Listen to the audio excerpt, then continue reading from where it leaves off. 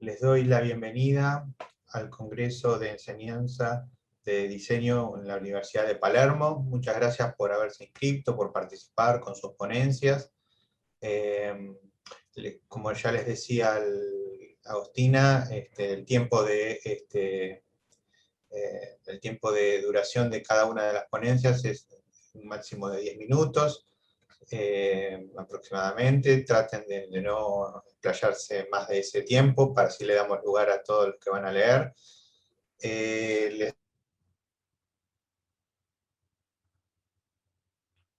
Les doy la bienvenida entonces y lo mejor. Convoco a Natalia Ader, Noelia Mangín, María Natalia Oliver y Paula Inés Veloso de la Universidad de Tierra del Fuego, Argentina, que van a presentar el tema dispositivo pedagógico para fortalecer la autonomía en la escritura audiovisual.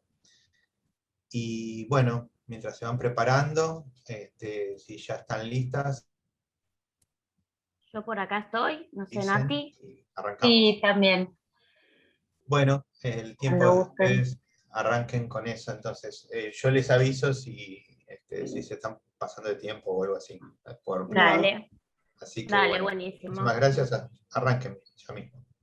Bueno, como dijo Fernando, nuestra experiencia se basa en la Universidad Nacional de Tierra del Fuego, que se encuentra ubicada justamente en la provincia de Tierra del Fuego, la provincia más austral de la Argentina, en donde a partir del proceso que hubo de la ley 19.640, eh, que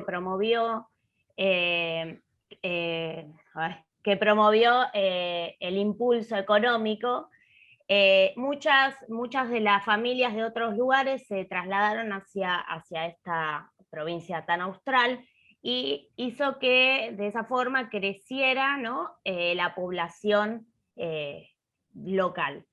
Entonces, en este contexto y con políticas impulsadas por los gobiernos de Néstor Kirchner y eh, Fernández, eh, sí, Cristina, gracias. Se creó la Universidad Nacional de Tierra del Fuego sobre las bases de la Universidad Nacional de San Juan Bosco. En todo este gran contexto, si queremos, ahí está la Universidad Nacional de Tierra del Fuego, que dicta hoy 13 carreras, dentro de las cuales está justamente la carrera de la licenciatura en medios audiovisuales, que es donde está, donde todas, yo y mis compañeras somos docentes. Entonces, en este sentido, la licenciatura abrió su primer corte en el año 2015 y en ambas sedes, porque eso también es una cualidad distintiva, ¿no? de esta universidad. En este momento mismo yo estoy en una ciudad, mi compañera Nati Ader está en otra, estamos a 200 kilómetros de distancia y damos de esa forma clases siempre acá, que es una particularidad. Entonces, bueno, se abrió la corte en las dos ciudades, y la materia en la que estamos se llama Estructuras Narrativas Audiovisuales y es una materia troncal de la carrera, con un cupo de estudiantes alto, entre 120 y 140 estudiantes en cada sede. De esta forma, lo que nosotros empezamos a ver a lo largo de 5 años, trabajando, 6, trabajando en la materia, en que teníamos muchos estudiantes que ingresaban con dificultades al momento de desarrollar sus escrituras. Estructuras narrativas audiovisuales justamente es una materia en la cual abordamos la forma de escribir un proyecto audiovisual, pero no desde la producción, sino desde la propia historia, ¿no? Que aquello que se va a contar y que lo que escribimos es lo que se va a ver, ¿no? O sea, el guión. Lo cual es un insumo primordial y fundamental dentro de toda la carrera, ¿no? Porque, bueno, para documental, para el género que uno piense, siempre uno parte de la escritura audiovisual, ¿no? Tenemos que escribir un guión para contar algo. Entonces, bueno, detectando esto de que muchos chicos entraban, ¿no? con esta dificultad para llevar sus escrituras propias, ya sea por problemas de, o sea, no sé, uso de conectores, olvidos de los tiempos verbales, no sé, un montón de pequeñas dificultades que hacían que también se pierdan en tratar de entender cómo es la forma y no por ahí en profundizar aquello que estaban escribiendo. También que tenían diferentes discapacidades como TGD, alguna discapacidad visual, y estudiantes privados de libertad también que hemos tenido en diferentes cursadas. Y otro problema fue comprender las consignas, ¿no? Era como que estaban todo el tiempo más bien pendientes de formas, fechas, y bueno, eso dificultaba, ¿no? Que esto, ¿no? La comprensión de las consignas que pedíamos. En base a todo esto es que diseñamos con mis compañeras un dispositivo que le llamamos el dispositivo por niveles, ¿no? De niveles para una sinopsis es largo, para llegar a una sinopsis, y bueno, que les va a contar ahora mi compañera Nati. Bueno, este dispositivo se compone de niveles. La idea es, partiendo de todas estas particularidades y dificultades que fuimos encontrando a lo largo de las cursadas, buscamos la manera de generar digamos, teniendo un solo cuatrimestre y tantos estudiantes, y necesitando, digamos, poder que cada uno de estos estudiantes poder hacer un seguimiento en cada uno de sus procesos, es que se nos ocurre diseñar digamos, este dispositivo de seguimiento personal, ¿no? Y este dispositivo se compone de 6 niveles. Esto va variando, pero bueno, en general son 6 niveles, como una especie de paso a paso, donde cada uno de los estudiantes va a ir pasando de nivel a medida, digamos, se va a ir autorregulando en su proceso y va a ir pasando de nivel autónomamente, guiado siempre por nosotros, hasta llegar al último nivel y poder cerrar la cursada.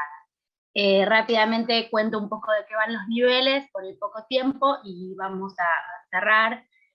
El nivel 1, la idea es buscar ese interés personal de cada uno, tienen que ser historias propias. La idea es que, si bien esto está reglado, por ahí metido en una cajita, como siempre decimos, estimular la creatividad, que sea una idea que surja de un interés personal y original propio, ¿no? Luego, cuando encuentran esa idea para contar, qué quieren contar, pasamos al nivel 2, donde esa idea se tiene que transformar en un conflicto. Trabajamos con la estructura de la narrativa clásica, con sus fuerzas, con sus objetivos. Luego pasamos a un nivel 3, ellos pasan, digamos, a un nivel 3 cuando logran esto. Esa idea es, ya el nivel 3 es armar una estructura sólida, con sus 3 actos en el relato.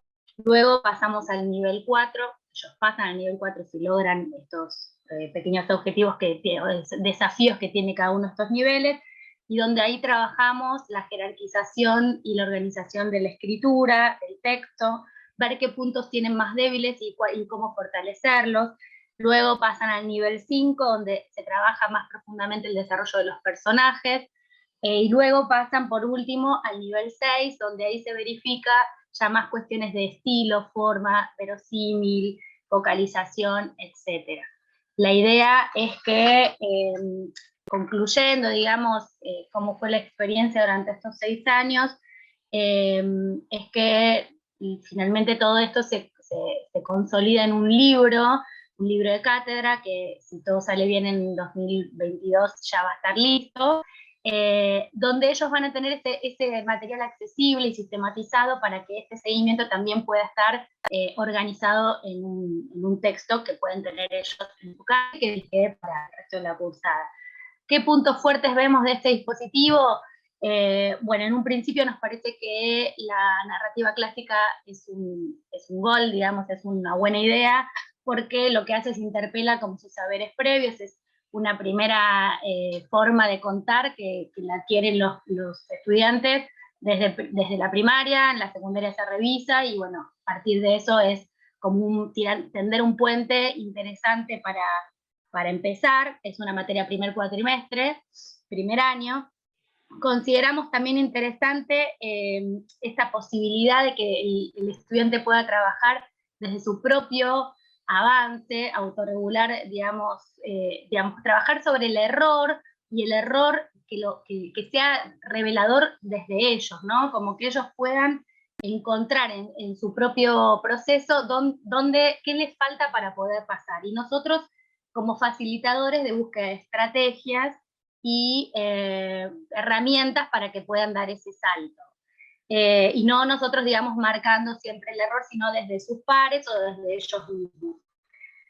Y otro modo de acompañamiento surge como para ayudar a que esas escrituras sean sólidas y no se vayan por las ramas y no se pierdan en ese mar de ideas, ¿no?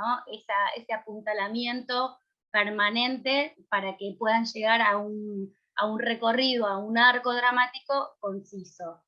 Y por último, les leo el último párrafo de la conclusión como para cerrar ordenado, que dice: en síntesis, este trabajo contribuye a poner en evidencia la importancia de la revisión de los procesos de enseñanza y la relevancia de la aplicación reflexiva y crítica de los procesos de aprendizaje por parte de los equipos docentes.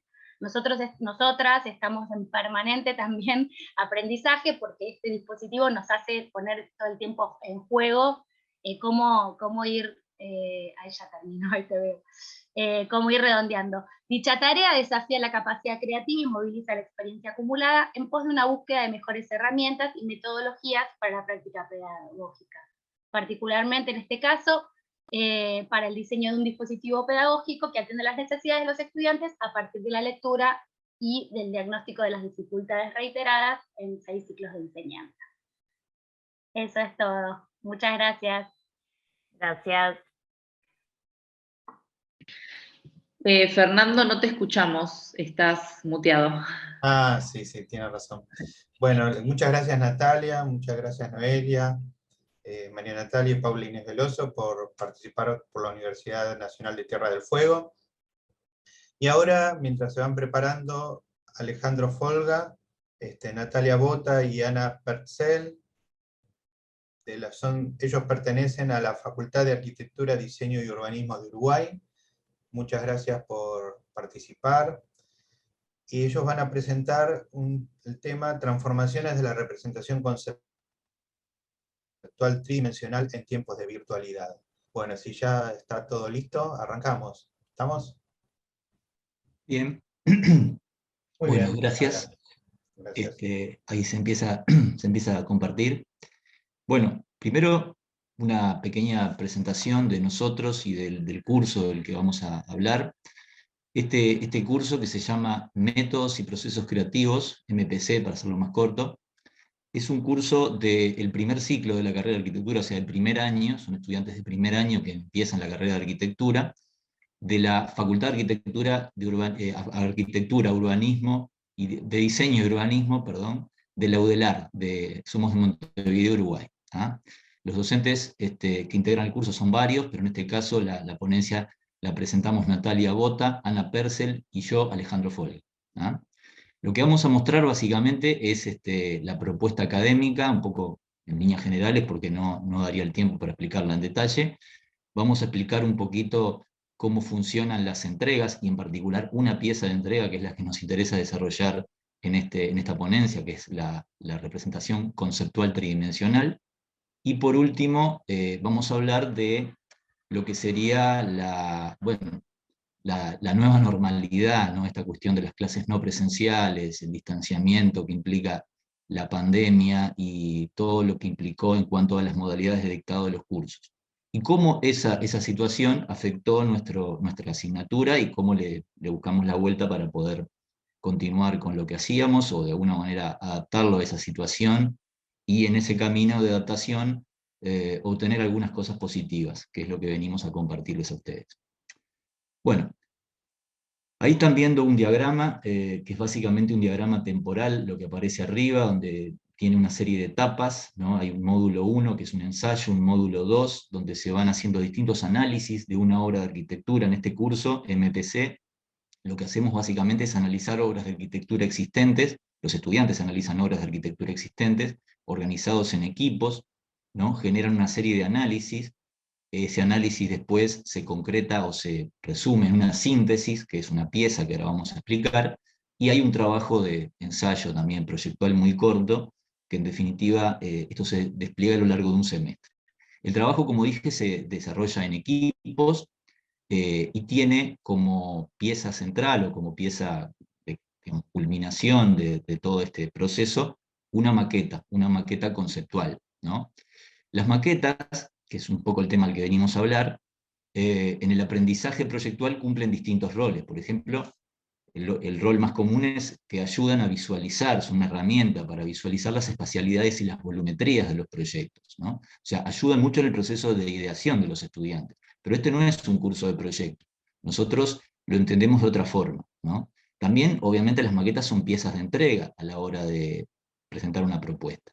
Nosotros la maqueta la utilizamos como una herramienta conceptual, de análisis y de reflexión de proyectos hechos por otros, y también como una pieza de entrega, ¿no? Este rol, que es menos habitual y más desafiante que la maqueta entendida como una simple materialización tridimensional de una idea, más figurativa, decimos, ¿no? O sea, la maqueta por lo general se hace de una forma más figurativa, al plantearlo de forma conceptual genera otros resultados. Pasá a la siguiente diapositiva, Natalia. Bueno, ahí están viendo los productos, ¿no? Los productos son tres, básicamente. El desplegable, que le decimos que es lo primero, donde aparecen los análisis. En segundo lugar están viendo las maquetas, unos ejemplos de la maqueta, que es el tema un poco que nos vamos a referir. Y por último, la transformación. Pero ¿qué pasó? La pandemia nos generó nos obligó a cambiar de formato, nos generó un problema y nos obligó a cambiar de formato. Y ahí surgió un formato de entrega alternativo para hacer esta síntesis conceptual, que le llamamos el diagrama animado. Básicamente, pasá a la última, Natalia, se trata de un gráfico digital en formato GIF animado que debía cumplir 5 condiciones. Una resolución de 800 por 800 píxeles, el sistema que los estudiantes tenían que hacer esa representación, que básicamente se hacía con herramientas digitales, era una perspectiva axonométrica, había unas reglas para un uso de colores muy limitado, armónicos, un solo matiz, en fin. La duración de esa animación era muy corta, entre 30 y 50 segundos, o sea, un tiempo mínimo y un máximo, y al menos tenía que tener 4 instancias, eso tenía que haber 4 transformaciones, 4 etapas que en definitiva permitan justamente mostrar ese cambio en el tiempo, ¿no? O sea, el cambio en el tiempo genera una animación sutil o discreta, no son de ese tipo de animaciones que implican recorridos, no que uno se va metiendo, que cambia totalmente lo que se está viendo, sino que básicamente es un punto de vista fijo. O sea, es realmente como si uno estuviese viendo una maqueta. Lo que nosotros queríamos era eso, mantener el carácter de la maqueta y mantenerlo a través de las posibilidades que nos daban las herramientas digitales. Este cambio, como decíamos, fue obligado porque nosotros no podíamos plantear el mismo ejercicio que se planteaba antes. Recordemos que el ejercicio es grupal, y hacer una maqueta en forma grupal implica que los estudiantes pudiesen reunirse, que nosotros pudiésemos tener correcciones de esa maqueta, que se traían a clase. Bueno, en esta situación que todos vivimos el año pasado, tan excepcional, surgió la necesidad de cambiar de formato, ¿no? de plantear esta alternativa, y nosotros lo resolvimos, en principio, bueno, hubo que buscar algo y lo resolvimos de esta forma, pero nuestra conclusión, nuestra, digamos, apreciación del cambio, es que en lugar de lamentarnos por lo perdido, digamos, de tener nostalgia, que la tenemos igual, ¿no? Vamos a decirlo, las maquetas son una herramienta excelente, como dije al principio, en lugar de manifestar esa nostalgia por lo perdido, valorizar esta oportunidad del cambio, ¿no? Y este camino que transitamos, que va de la maqueta, ¿no? Ese elemento físico, concreto, donde uno lo hace con las manos, a la animación, ¿no? Que es claramente algo, digamos, en sentido contrario, si bien es el resultado de una situación imprevista o un efecto colateral y por lo tanto no deseado de la pandemia, también hay que verlo como una oportunidad de innovar. Y en ese sentido, si bien algunos atributos de la maqueta, algunos atributos que son esenciales en la maqueta, inevitablemente se pierden, por ejemplo, la tercera dimensión, o sea, una imagen plana, la maqueta la puedes recorrer, en fin, o la materialidad, que tal vez es el aspecto que más digamos, perdimos en ese camino, ¿no? Podríamos hablar del aura en términos de Walter Benjamin, ¿no? La pérdida del aura de la maqueta, que justamente es su materialidad y su tercera dimensión, eso se pierde, ¿no? Pero se gana una cuarta dimensión, que es el tiempo, que es lo que ustedes están viendo ahora. Esta posibilidad de no tener un objeto fijo y determinado, sino tener una sucesión de objetos, una sucesión de síntesis, porque en definitiva termina siendo eso, la síntesis que antes se materializaba en una maqueta, ahora son una serie de síntesis que implican la posibilidad de, bueno, mostrar una volumetría, como se ve por ahí, más sintética, y después mostrar que esa volumetría se va complejizando, o descomponer las partes de un objeto, en fin. Esa es el gran aspecto que ganamos con este cambio, y es en definitiva lo que nosotros sacamos como positivo y como, digamos, algo que es un aporte a lo que veníamos haciendo, y que sin duda es esas cosas que quedan, ¿no? Todo eso que, bueno, ¿qué va a quedar de la pandemia? Hay cosas que van a quedar, y sin duda esta exploración en la cuarta dimensión, que por otro lado, y esto ya es una reflexión para ir cerrando, se produce como una ruptura epistémica, ¿no? Con el paradigma preexistente, digamos, de representación, donde pensemos en arquitectura o en otras carreras vinculadas al diseño, lo habitual para hacer una presentación final de un trabajo eran las colgadas, ¿no? Nos llamamos las colgadas en la facultad, la cuestión de colgar una serie de paneles o láminas en una pared o de una estructura y poner una maqueta, ¿no? Esa entrega, digamos, es fija, ¿no? Y en cambio esta entrega es animada y tiene otras posibilidades. No se integra absolutamente, no se puede hacer esto si volvemos a hacer entregas tradicionales, porque no se puede integrar un GIF animado en una entrega, en una lámina impresa, pero resulta muy adecuado para la comunicación multimedia. Por ejemplo, una web institucional ahora está colgada, después les vamos a pasar por el chat, el link para que puedan entrar en la web de nuestra facultad, o en las redes sociales, que es en definitiva una de las vías más habituales para la difusión de la arquitectura hoy en día. En definitiva, se trata de un cambio de paradigma a la hora de representar la arquitectura, y este producto colateral de la pandemia nos ofreció un valioso campo de exploración para la enseñanza y para la investigación, que sin duda vamos a continuar desarrollando en el próximo semestre, en donde en nuestra Facultad de Arquitectura las clases aparentemente vuelven a ser presenciales, pero bueno, nosotros vamos a mantener este formato a distancia y no presencial de las maquetas virtuales animadas. Dejo por acá. Muchas gracias.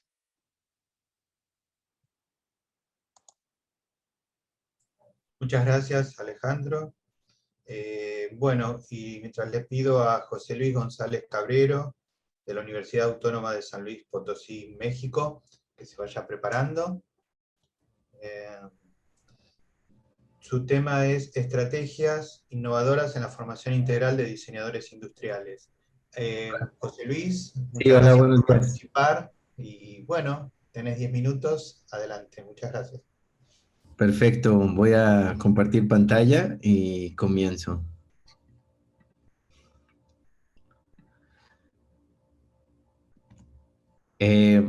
Bueno, pues antes que nada, muchas gracias, Fernando. Gracias a todos por estar aquí, por la invitación. Mi ponencia es breve, pero justo como haciendo eco a lo que decía Alejandro, un poco de referencia sería comunicarles, bueno, estoy ubicado en San Luis Potosí, es un municipio al norte de la Ciudad de México. Tenemos una facultad, se le llama la Facultad del Hábitat, sería de Arquitectura y Diseño.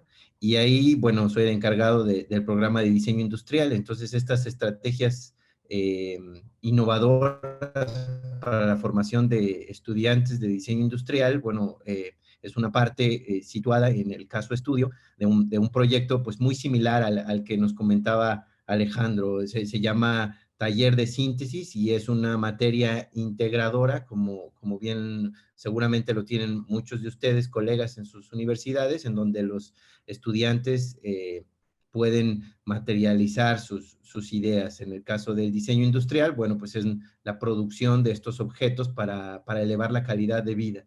Y estas estrategias pedagógicas se encuentran ubicadas especialmente en la segunda parte de la formación de los estudiantes, la formación profesional. Solo para referencia, la vida efímera de nuestros estudiantes, bueno, está basada siempre en estos retos, ¿no? Para desarrollar estas competencias en cómo diseñar, pero todos los primeros ejercicios son justo como eso, como retos, hasta que ya van tomando en el semestre 7 u 8, estos retos vienen a ser menos acotados y eso les permite tener un acercamiento crítico a su profesión y ejercer de verdad esa capacidad de resolver estos problemas a través de objetos. Entonces, este escenario que les comento está ubicado dentro de una malla curricular de un programa de 5 años, justo a un semestre y medio de concluir su formación profesional. Prácticamente lo que se maneja es una metodología muy similar Design Thinking en el sentido de encontrar problemas, diagnosticarlos, luego proponer conceptos innovadores que solucionen esos problemas, validarlo y producirlo. Pero en este caso, las materias que están en torno al taller de síntesis también están situadas ahí para ayudarlos a materializar estas soluciones objetuales, ¿no? En este caso son 4 materias que contribuyen a que los estudiantes tengan los conocimientos necesarios para desarrollar esos proyectos. Y bueno, pues estas estrategias innovadoras se han ido puliendo en torno a las varias experiencias que se han tenido en estos ejercicios académicos, ¿no? Que parten justo de preguntarles a los estudiantes a través de un mecanismo crítico qué es lo que les gustaría resolver como problema, qué tipo de productos están en grado de materializar y producir, y muchas veces sus ejes de decisión o sus tomas de decisión es lo que de verdad les otorga el aprendizaje, no tanto el objeto, sino más bien este procedimiento crítico en el cual ellos argumentan su toma de decisiones. Entonces, bueno, lo más interesante en este diagnóstico o en este escenario es que es la primera vez que los estudiantes se topan con una necesidad que no está dictaminada, que no está otorgada, sino más bien que ellos tienen que encontrar, que además por materializarla y producir estos objetos, bueno, tienen que encontrar también la manera de situar a quién se los van a vender, el mercado al cual están dirigiéndolo, y sobre todo, bueno, el tipo de la materialización, ¿no? Nosotros les pedimos que se ubiquen con oficios o con personas que ya sepan materializar para que junto con ellos materialicen o desarrollen estos productos. Entonces, bueno, prácticamente son 4 estrategias que nos han funcionado y que ahora nos damos cuenta que son como ejes para que los estudiantes desarrollen estas últimas competencias, que son este análisis crítico, esta capacidad de especificar el proyecto y esta capacidad argumentativa de materializar la producción.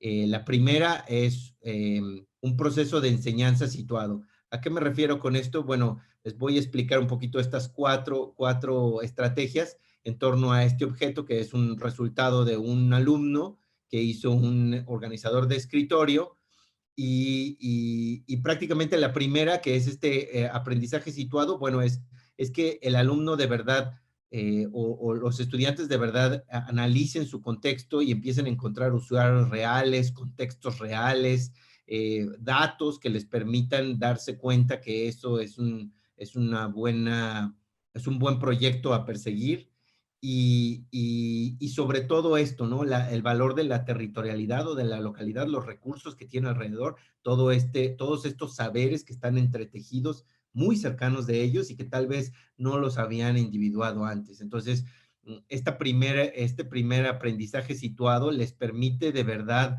reconocerse como diseñadores industriales y entender el grado de injerencia que tienen a su alrededor. La segunda es un desarrollo integral de habilidades interdisciplinarias. Esto lo logramos en torno a que la mayoría de los proyectos, pues obviamente son integrales, tienen varias disciplinas que se traslapan, y en vez de tratar de que los alumnos, o bueno, los estudiantes solamente resuelvan una o a través de su disciplina, es invitar a expertos a que den tipo de masterclasses o talleres y les demuestren la importancia de las otras disciplinas y encontrar como ese rol. La tercera, bueno, es proponer nuevos instrumentos de evaluación. No nada más un objeto resultante como pudiese ser este, sino más bien una herramienta, en este caso, por ejemplo, la capacidad de especificarlo, la garantizamos a través de una seriación, o sea, que hagan varios, y eso también les permite muchísima gestión, pero también tal vez esto de la interdisciplina, ¿no? Que hagan empaque o que hagan algo de pósters que se refieren un poco más al aspecto gráfico, al diseño gráfico, o hasta esto, que es como un tipo de diario del objeto en donde se va registrando toda la evolución y pueden hacer como este árbol genealógico que al final les permite muchísimo argumentar sus decisiones. Y la última, bueno, pues es un proceso de formación en un ambiente real. ¿A qué nos referimos con esto? Bueno, es que al final ellos lo ven como un caso estudio real porque pueden comercializar sus productos, y invitamos a gente que tiene eh, tiendas, concept stores, que unos son egresados y que les permiten ese escenario en donde ellos pueden inclusive comercializar sus productos y tener esa retroalimentación directa. Solo para cerrar, en la pandemia tuvimos también estas vicisitudes que todos seguramente compartimos y que ahora nos permitieron aplicar esas mismas 4 estrategias innovadoras, pero ahora en un brief o en un reto desde sus casas, lo que les permitió una riqueza impresionante en encontrar estas nuevas necesidades de un mercado muy concreto en su contexto local, y que les permitió materializar algunos de estos objetos, ¿no? En donde, por ejemplo, pueden ver aquí un entretenimiento pues para los chicos cuando estuvieron encerrados, muchísima relajación, charolas que les permitían organizar los elementos para sanitizar, higienizarse, jardinería, inclusive un lugar para poner sus celulares. Entonces, bueno, cerrando, creo que este trabajo va orientado a visualizar el marco concreto de acción a través de estas 4 estrategias en donde los alumnos pueden argumentar lo que están haciendo, hacerse conscientes de ellos y visualizar sobre todo su toma de decisiones para que puedan entonces argumentar que en un año van a ser diseñadores industriales y van a tener esa responsabilidad diaria, ¿no? A través de los proyectos. Esto es algo de lo que hemos trabajado. Les dejo mi correo también por ahí, igualito como decía Alejandro, en las redes sociales tenemos la información, y les agradezco muchísimo el tiempo. Gracias. Muchas gracias, José Luis. Bueno, estoy avisando entonces a Jorge Andrés Guerrero Pinilla, de Ciudad Villarte, SAS, Colombia, que se vaya preparando. ¿Estás por ahí? Jorge Andrés Guerrero Pinilla. Sí, señor. Buenos días. Muy bien. Bueno, mientras te vas preparando, le cuento a la sala que tu ponencia lleva el título de Tu idea virtual y pertenece al campo disciplinar de las tecnologías de la información y comunicación. ¿Sí? Sí. Así que cuando estés listo, avísame y ya arrancamos. Ok. Bueno, yo soy el jefe creativo de la empresa Ciudad Villarte. Es una corporación en Colombia. Nosotros nos establecimos en Villavicencio. tenemos un proyecto que se llama Tu Día Virtual, con el cual estamos trabajando en las 200 instituciones educativas que hay en la ciudad de Villavicencio, como epicentro de un proyecto piloto. ¿En qué consiste? Nosotros hicimos el estudio durante 5 años de las ventajas que tenía la ciudad y el impacto que se podía hacer a nivel educativo en cuanto a la economía para una mejora social. Con los percances que hubo con la pandemia, pues nos dimos a la tarea de hacer unos programas piloto, de unos talleres virtuales para llevar unas herramientas que habíamos decidido emplear para llevar a cabo Tu Día Virtual.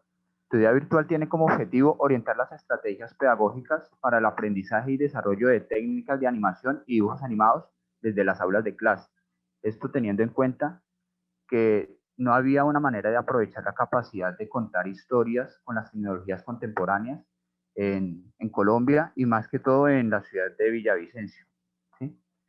Para poder empoderar el imaginario de los niños, las niñas, los adolescentes y pues asimismo los jóvenes, o sea, las personas en edades tempranas, desde las aulas de clase, y lograr una mejor formación académica y cultural que les permitieran a ellos diversificarse en el mundo de la economía naranja, que es una política de gobierno que se implementó desde la llegada de la presidencia de Duque.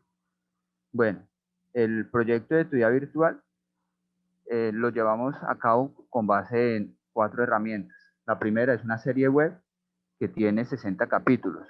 Cada capítulo está basado en un currículo, una malla curricular que nosotros diseñamos de 60 temas, que llevan a la final a que al mirar todos los contenidos, las personas tengan acceso a el manejo y el dominio de diferentes habilidades en cuanto a la animación y contenidos digitales, haciendo dibujos animados, pero el enfoque es desde las aulas de clase, como ya lo he dicho. Una segunda herramienta son los libros tutoriales ilustrados. Esos libros tutoriales, cada libro hace referencia a cada capítulo, ¿sí? Porque son temas diferentes, pero que van consecutivos. Entonces, estos se hacen con base en que en Colombia hay unas zonas rurales donde no hay acceso a Internet, ¿sí? No hay conectividad. Por lo tanto, por ejemplo, comunidades indígenas, campesinos, a donde nosotros llegamos, a esas comunidades, y en las escuelas o en los colegios, pues vamos enseñando los talleres de manera presencial, donde no se puede virtual, para que los niños vayan sabiendo las metodologías, ¿sí? El complemento de que esta serie web, la serie web, cada capítulo tiene una duración entre 7 y 14 minutos aproximadamente. Por lo tanto, cada una de los capítulos se profundiza con unos talleres virtuales y o presenciales que la misma comunidad nos sugiere dictarlos a sus niños. En este caso, nosotros enfocamos toda la cuestión del avance de marketing desde los colegios y las instituciones educativas, atendiendo a aulas de clase. En promedio son entre 20 y 40 niños que hay en las aulas de clase de las instituciones educativas en la ciudad.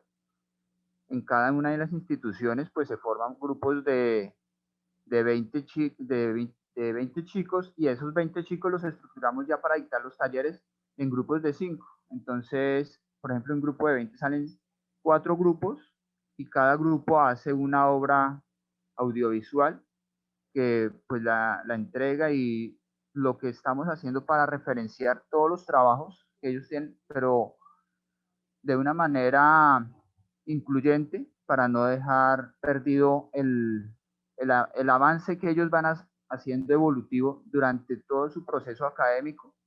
Es una plataforma para almacenamiento donde se identifican y se hace el seguimiento de talentos emergentes desde las aulas de clase. Así por lo menos los niños muchas veces tienen en su imaginario un cómic que lo llevan de pronto a hacer una animación de una manera temprana y de una manera análoga, digamos a mano o como se hace tradicionalmente la animación.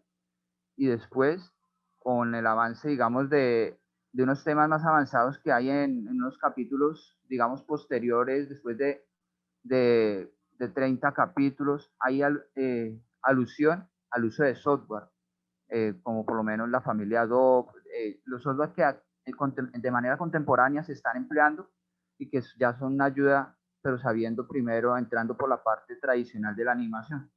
La idea es que se potencializa la manera en que los chicos exploran su propia creatividad y se les da un valor agregado. Esto con el fin de poder llevar a la comunidad, digamos, Colombia está tan trajinada en muchos problemas sociales, y más en las zonas rurales, y en una ciudad como Villavicencio, que está ubicada en la parte oriental del país, o sea, acá le llaman los llanos orientales de la Orinoquía, está pegado con Venezuela. Como ha llegado tanta migración, esto ha permitido que, por ejemplo, donde se ha hecho los pilotos, los chicos tengan como ya una iniciación hacia querer hacer industria en un futuro. Van obteniendo unas bases que ellos ya siguen cultivando de manera intuitiva, de manera autodidacta, ¿sí? Les lleva a que ellos empoderen sus conocimientos y su creatividad. Bueno, el complemento son esos talleres. Están dirigidos a esta población estudiantil y se evocan esas instituciones educativas de una manera organizada para poderlo mostrar a través de un software. Entonces el software es la plataforma donde se carga y se visualizan y se pueda monetizar, pues ya con los NFT, la criptoarte, como obras audiovisuales, ¿sí?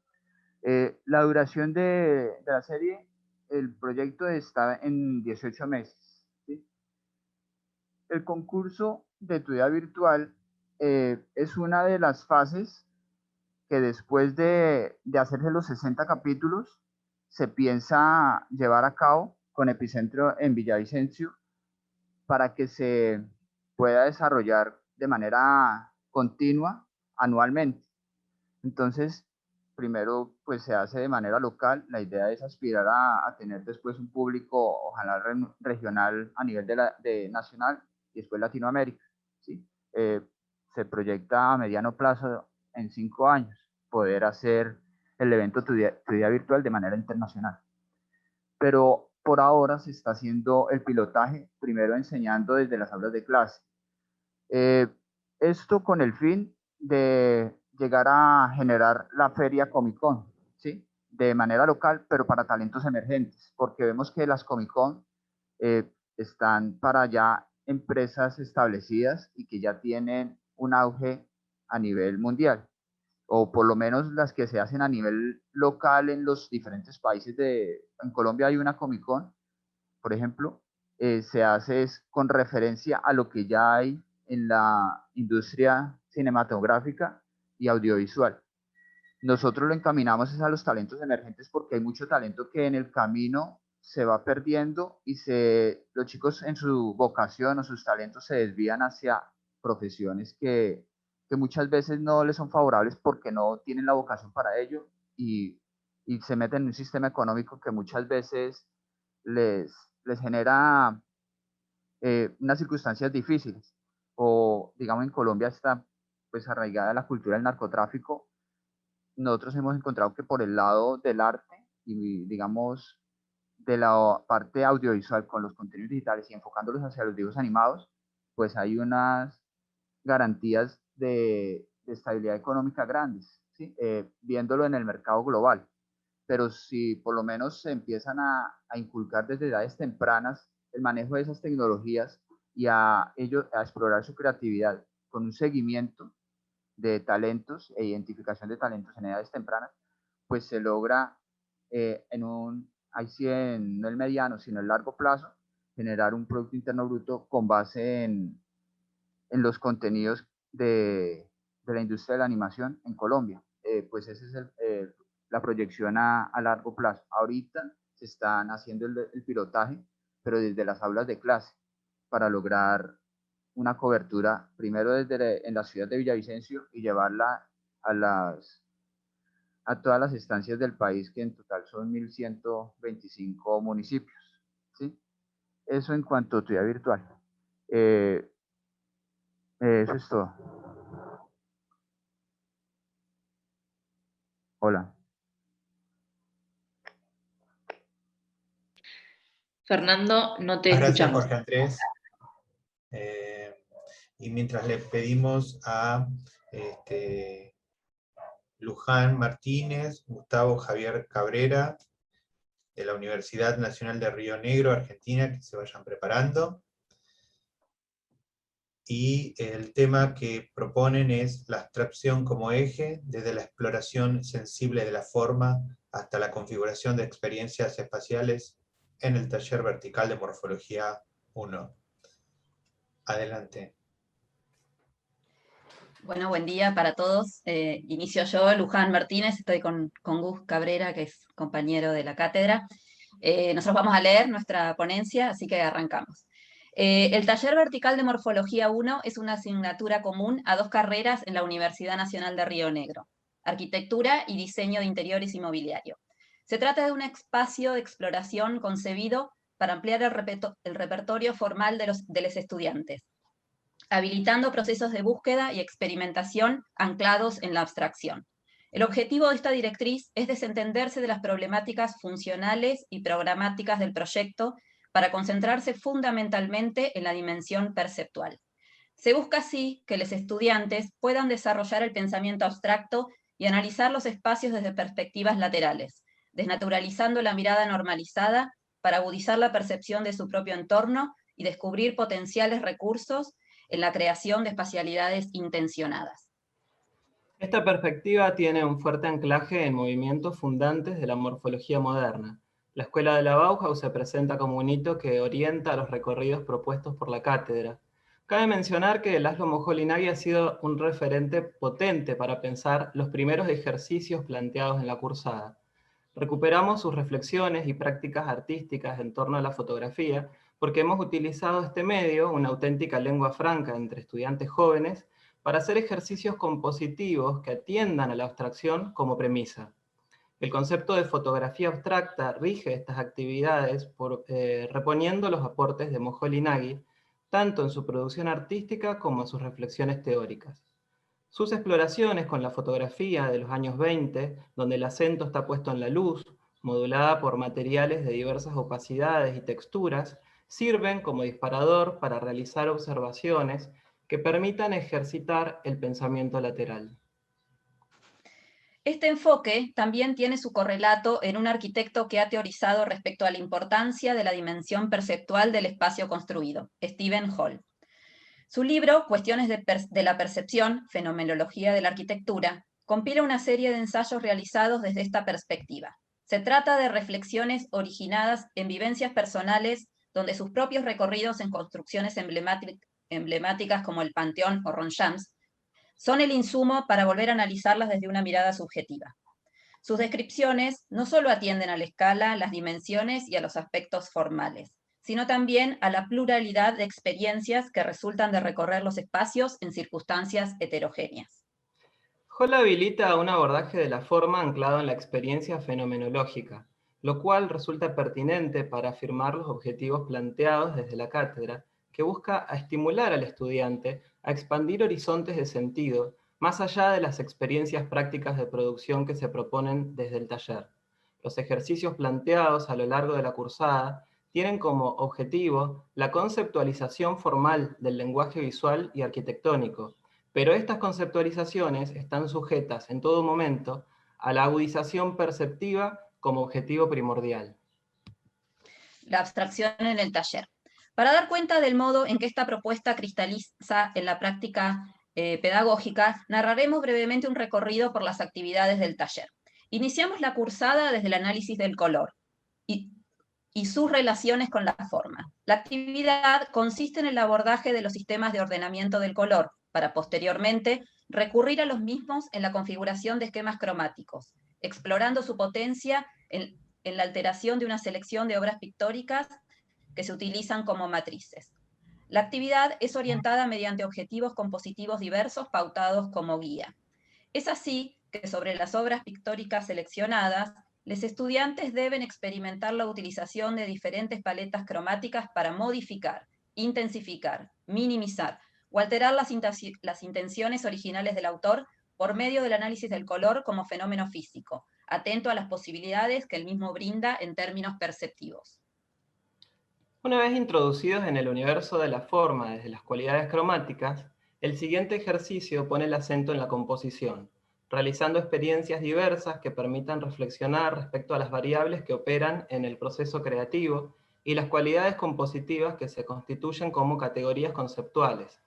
Para ello se introducen conceptos básicos como los elementos primarios de la forma y las interrelaciones en el espacio bidimensional, a los que se agregan categorías clave como tensión, equilibrio, simetría, armonía y contraste, que ayudan al estudiante a comprender las intenciones subyacentes a todo proceso creativo.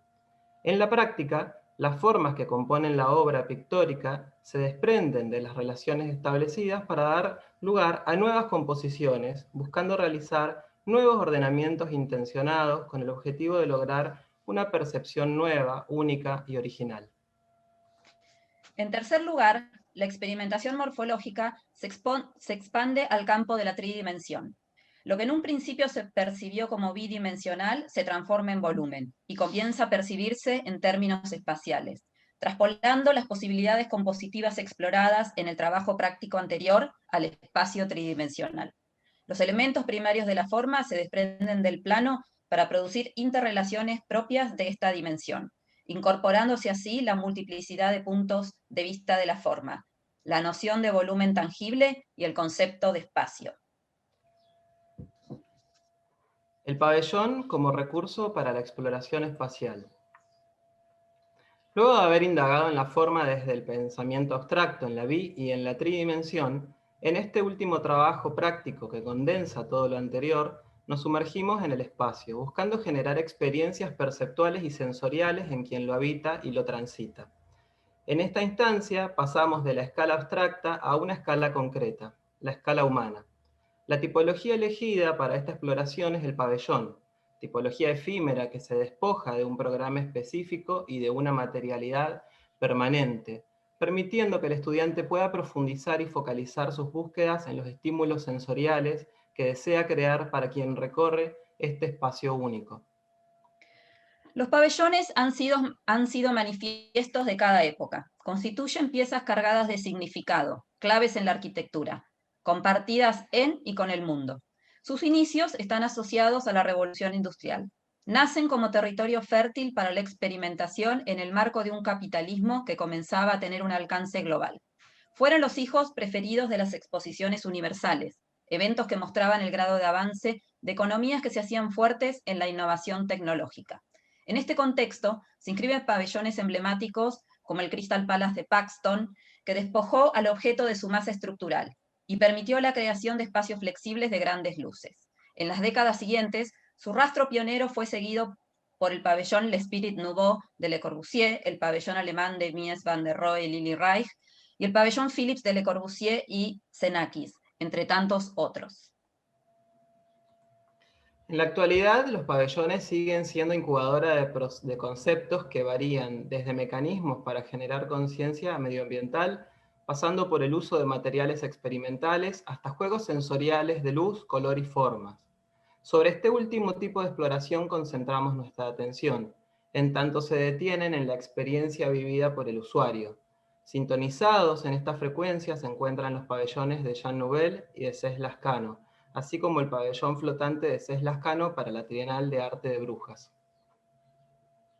El recorrido propuesto por la cátedra, que busca explorar el lenguaje de la forma desde la abstracción y con el acento en la percepción, cierra así su ciclo produciendo una pieza que cohesiona todos los recursos formales explorados en el diseño de un espacio total, un espacio de inmersión que se construye desde los estudios morfológicos con una perspectiva fenomenológica. Retomando la perspectiva que hemos explicitado, resulta pertinente recuperar las palabras de Stephen Hall. Cito: la arquitectura tiene el poder de inspirar y transformar nuestra existencia del día a día. El acto cotidiano de agarrar el pomo de una puerta y abrirla hacia una distancia bañada por la luz puede convertirse en un acto profundo si lo experimentamos con una conciencia sensibilizada. Ver y sentir estas cualidades físicas significa devenir el sujeto de los sentidos. Fin de la cita. Es así que el taller vertical de morfología apuesta a la sensibilización de los estudiantes por medio de un recorrido que posibilite volver a mirar el espacio habitado con una mirada extrañada, y que este desplazamiento de la percepción estimule la consolidación de un repertorio de recursos formales que estén siempre presentes en la labor proyectual, como medios no solo para diseñar espacios habitables que respondan a funciones específicas, sino que también permitan construir experiencias singulares. Bueno, eso es todo. Muchas gracias. Muchas gracias, Luján, Gustavo, por su participación. Y bueno, vamos ya diciéndole a Sandra Navarrete y Karina Crota, pertenecientes a la Universidad Nacional de Cuyo, de la República Argentina, que se vayan preparando. Ya veo que ya están en cámara, en imagen. Y su tema que van a presentar es el taller de experimentación proyectual de base fenomenológica relacionado con la disciplina de arquitectura. Adelante, Karina y Sandra. Muchas gracias. Bueno, buen día a todos. En primer lugar, agradecer a la Universidad de Palermo por este espacio en el que nos permiten crecer, desarrollarnos y vincularnos con otras instituciones. Y bueno, por supuesto, agradecer también a nuestras universidades de origen, la Universidad Nacional de Cuyo y la Universidad de Mendoza, en donde nos encontramos en plena investigación, va desde hace 10 años, sobre los aspectos que vamos a tratar en la ponencia de hoy. La verdad que estoy sorprendida por la organización del Congreso y, bueno, especialmente en esta comisión, en donde han logrado esta continuidad del hilo argumental, ya que nosotros también vamos a abordar aspectos fenomenológicos. Para eso, en primer lugar, bueno, nos presentamos rápidamente. Yo soy Sandra Navarrete, soy doctora en arquitectura.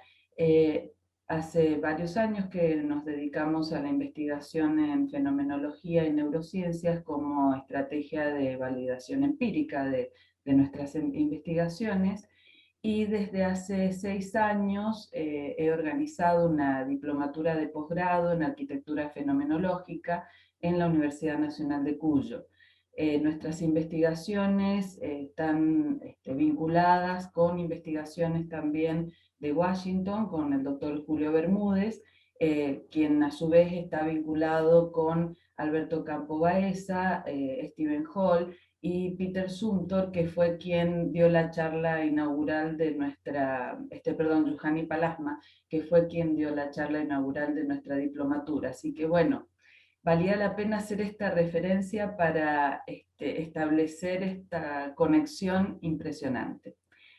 Bueno, nosotros de lo que vamos a hablar hoy es de un taller que desarrollamos a modo de experimento a principios de este año con estudiantes de arquitectura de la Universidad Nacional de Cuyo, en el ámbito de esta investigación que estamos llevando a cabo en esta universidad, que es el aporte de la fenomenología arquitectónica a la enseñanza de la arquitectura en la etapa de generación de la idea en el proceso proyectual, a fin de validar empíricamente la hipótesis principal de esta investigación.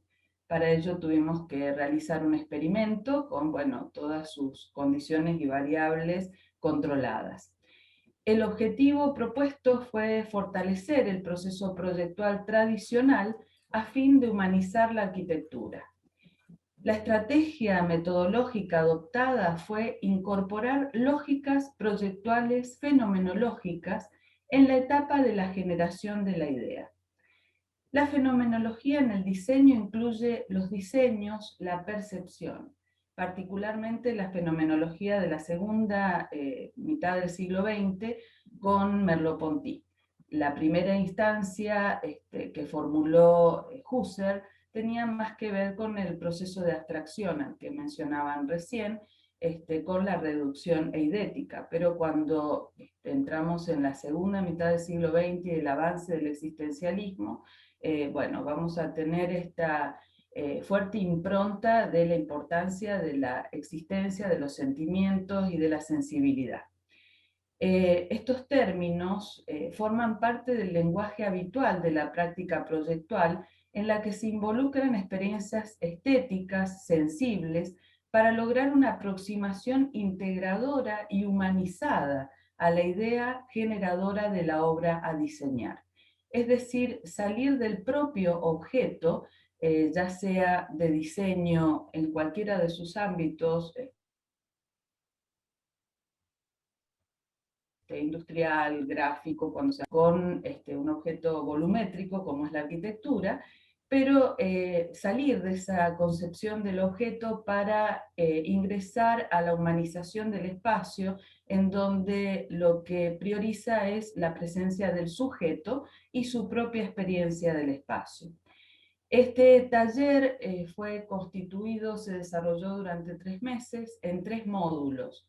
El módulo 1 tomó como base conceptual el pensamiento lateral de Edward de Bono, y el primer ejercicio que se planteó fue salir de la caja, justamente para salir del pensamiento lógico, racional del hemisferio izquierdo, para potenciar el método abductivo de creatividad y reformular su propio proceso proyectual. En ese sentido, entonces, proyectamos un video que es muy breve, que es justamente parte de esta ejercitación, el primer módulo. Bien, voy a compartir pantalla. Y este es el video. El elegido es el faro turístico, diseñado en el Taller de Arquitectura 5 en el año 2020. Se ubica en el barrio Vastahamn, en la ciudad de Malmö, en Suecia. El objetivo de este edificio es atraer turistas debido a la reducción del turismo causada por la pandemia. Se puede explicar en 3 sectores: la torre mirador, el espacio público, compuesto por una plaza y muelle, y el edificio subterráneo, que contiene salas de exposiciones, servicios y un café, cuyo ventanal da directamente adentro del océano. Como primer punto, observamos a la torre. Posee una altura de 35 metros y es un mirador. Sus puntos focales están dirigidos hacia la ciudad y está compuesto por un material muy innovador llamado EDFEN, que es un polímero termoplástico que posee gran resistencia al calor y es súper importante ya que Malmö es una zona muy fría. Si nos paramos con una postura fuera de la caja, planteamos generar una morfología más dinámica con un mirador a 360 grados y con puntos focales intermedios que miren tanto a la ciudad como al mar. Se busca también provocar un efecto sorpresa, cubriendo la torre con un material opaco en sus pisos bajos, y a medida que vamos subiendo, dicho material iría disminuyendo, despejando así la vista. En el primer render se observa la torre con un muelle frente al mar. El mismo posee algunas pérgolas de madera con estructura metálica y un mirador con espacios para descansar. Al analizarlo desde otro punto de vista y con una postura desde fuera de la caja, propusimos relacionar todo este gran espacio público costero con la torre del proyecto, generando una gran pérgola que recorre el espejo de agua y continúa hacia el muelle, donde a la vez se crea un paseo bordeando el mar. En la noche, las torres y las pérgolas se iluminarán a la par, logrando así que el proyecto se lea como un diseño en conjunto. Además, se reorganizó el espacio del muelle teniendo en cuenta las curvas del diseño inicial. Se incluyó una plataforma a nivel del mar con una zona de contemplación y un espacio con un sistema de redes en donde uno puede relajarse sobre almohadones y observar el agua debajo de sus pies.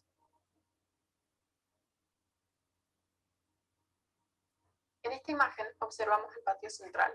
El espacio tiene 4 componentes que lo estructuran: la cubierta, que conforma un pequeño alero, el muro cortina, que funciona como divisor entre el espacio exterior y el interior, el espejo de agua artificial y la torre mirador.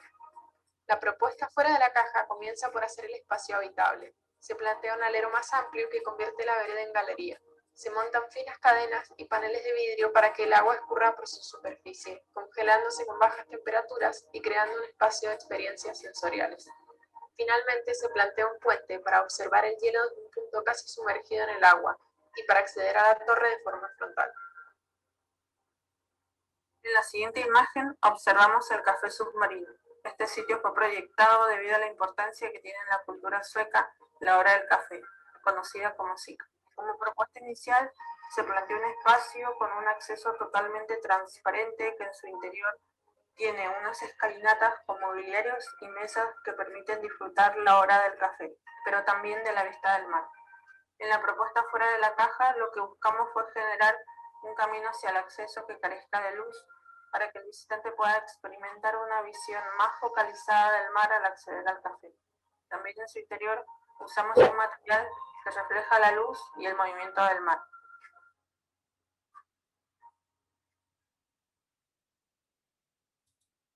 Bien, nos quedan 2 minutos a cargo de Karina Crota, mi compañera en todas las actividades. Y Cari. En el módulo 2 se trabajó con variables fenomenológicas en la generación de ideas, teniendo en cuenta sus matices y sutilezas en las vivencias individuales y subjetivas. A partir del refugio sobre un sitio arqueológico de la antigua Roma en Suiza, obra del arquitecto Peter Zumthor, se trabajó el concepto de experiencia sensible, la obra como testimonio de una idea fuerza. Ir más allá, arquitectura que trasciende, nos moviliza. Teniendo en mente la idea de ese límite intangible que cruzamos, que atravesamos una y otra vez, entendiendo que se trata de contacto. Contacto que surge en el intercambio al momento de habitar un espacio. Nuestra experiencia se ve impregnada por fenómenos percibidos e imágenes recordadas que confieren sentido al hecho de habitar. Para el tercer módulo, se propuso realizar el diseño de espacios contemplativos incorporando las dimensiones emocionales en el programa de arquitectura, atendiendo la impronta subjetiva del ser. El taller experimental con estudiantes de arquitectura desarrollado en el marco de la investigación tuvo como fin cuestionar el proceso proyectual propio, incorporando la imagen poética formulada por Bachelard, quien sostiene Cari, que para... Te tomo la posta porque veo que tenés problema en casa con Mora. Bueno, sí. La frase citada por Bachelard, inspiradora de este tercer módulo, fue: para iluminar filosóficamente el problema de la imagen poética, es preciso llegar a una fenomenología de la imaginación. Entendamos por eso un estudio del fenómeno de la imagen poética cuando la imagen surge en la conciencia como un producto directo del corazón, del alma, del ser del hombre captado en su totalidad. En síntesis, es importante destacar la integración de conocimientos teóricos y prácticos y su aplicación directa en la propia práctica de cada uno de los alumnos. Fue fundamental la predisposición de los estudiantes para articular el taller con su propia estructura cognitiva. Se observó que a partir de estos estímulos sensoriales, los procesos proyectuales demostraron un fuerte acento en la creatividad. Para cerrar una cita de Stephen Hall, la fenomenología trata del estudio de las esencias. La arquitectura posee la capacidad de hacer resurgir las esencias, relacionando forma, espacio y luz. La arquitectura eleva la experiencia de la vida cotidiana a través de los múltiples fenómenos que emergen de los entornos, programas y edificios concretos. Por un lado existe una idea, fuerza que impulsa la arquitectura. Por otro, la estructura, el material, el espacio, el color, la luz y las sombras intervienen en su gestación. Muchas gracias. Muchas gracias, Sandra y Karina, de la Universidad Nacional de Cuyo. Y ahora estamos pidiéndole a Fernando Rossellini y José María Aguirre, de la Facultad de Arquitectura, Urbanismo y Diseño de la Universidad Nacional de Córdoba, de la República Argentina, que se preparen para exponer con el tema el dictado del proceso de diseño desde abordajes sistémicos complejos. Muy bien, tiene 10 minutos. Bien, comparto pantalla y comienza Fernando.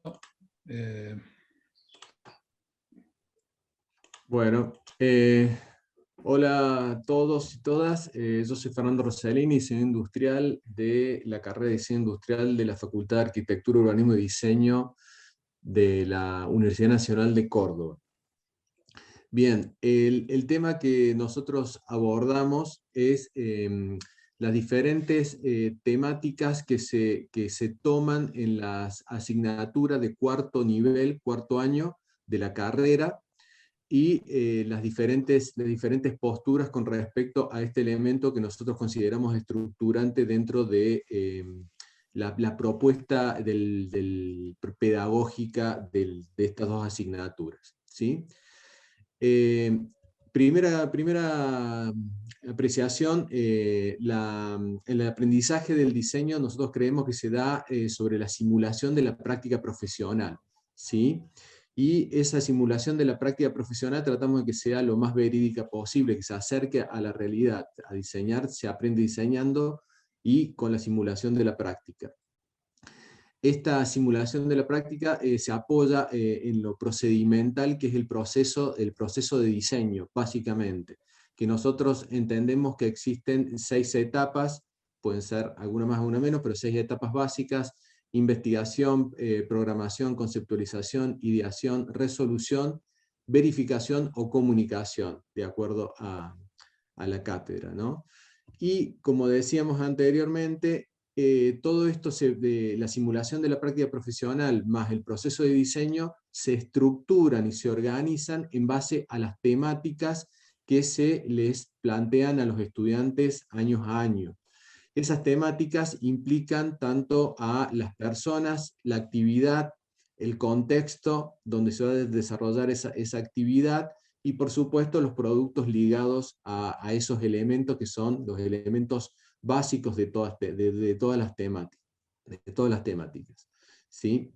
Y consideramos que es un elemento muy fuerte porque nos posiciona, incluso podríamos decir políticamente, ideológicamente, frente a la sociedad y cómo entendemos el rol del diseñador. Un poco para contextualizar, nosotros, como decíamos, estamos en cuarto año, es el último año de que estamos en la materia proyectual, y es la última materia que se cursa, puesto que después solo queda en la carrera el trabajo final. En algunos lados se conoce como tesis, pero es un trabajo final, el trabajo de graduación, final de graduación. Entonces estamos en un momento muy importante de la carrera, que es la finalización de la cursada, y también estamos en la finalización de lo que la carrera se entiende como ciclo medio, que compone también tercero y segundo año de la carrera. Esto también, las temáticas también son muy fuertes como elementos de articulación. Entendemos que pueden servir mucho para articular con años anteriores, puesto que a partir de poder articular estos elementos y estas temáticas, uno puede llegar a acuerdos con las otras cátedras, cosa que hasta ahora no está ocurriendo, puesto que, bueno, falta también la pata institucional de Secretaría Académica para poder articular estas cuestiones, porque bueno, normalmente en primero, segundo y tercer año se trabaja mucho enfocado en producto. El tema es, más que la actividad y los elementos que nombramos recién, son productos específicos, ya sean mobiliarios, productos electrodomésticos, lo que sea, se centra mucho en producto. Nosotros nos centramos mucho en temáticas, y es que esas temáticas sean amplias y que posibiliten desarrollar las herramientas, como decíamos recién, tanto conceptuales como procedimentales.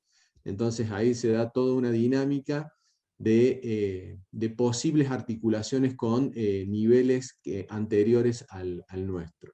¿Sí? Bueno, un poco para hablar también un poco de contextualizar, nosotros somos titulares de 2 cátedras que en su momento eran una sola, que a partir del 2011 nos desarrollamos en dos turnos diferentes, se dividió la cátedra en 2, y a partir de eso tenemos una misma propuesta que después ha recorrido diferentes cambios. Y ahora te paso, José, para explicar un poco más el tema.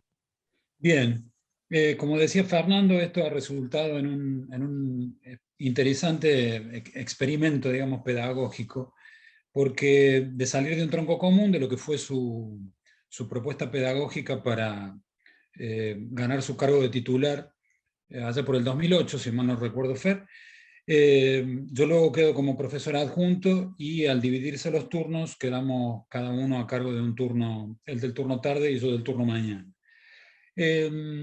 si bien en un principio seguíamos, digamos, a la mañana estrictamente con su programa y su propuesta pedagógica, naturalmente luego fueron dándose algunas, no muy grandes, pero algunas modificaciones, a veces simplemente conceptuales.